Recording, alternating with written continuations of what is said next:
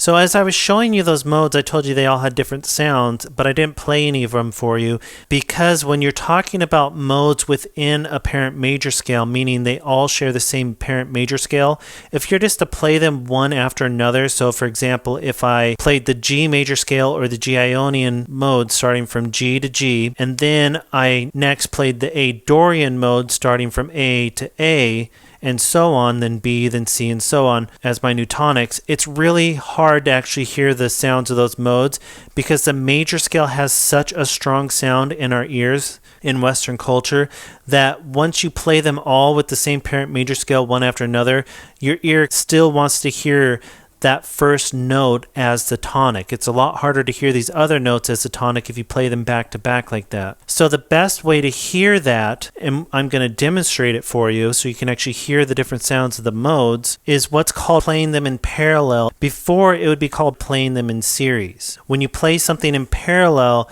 they all share the same tonic. When you play something in series, they all come from the same parent major scale. So they share the same notes, but they don't share the same tonic. So when I was showing you the different modes earlier from the G major scale, all those modes were in series. They were all coming out of the G major scale. They all share the same notes, the same parent major scale.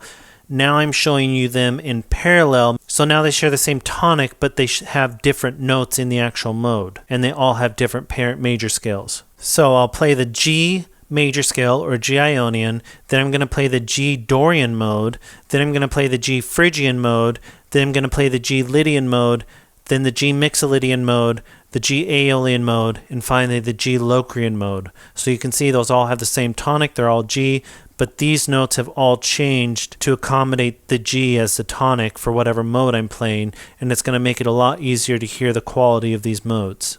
And another thing I'm going to do so that it's even easier to hear the sounds of these modes is over each of the modes, I'm going to play what's called the tonic chord of that mode. And I'm not going to explain what that means right now. Just know that it's the one chord that comes out of each of these modes. I'll explain that later in the lesson. But for now, just know that there's going to be a chord going in the background, which is going to make it even easier to hear the quality of these modes.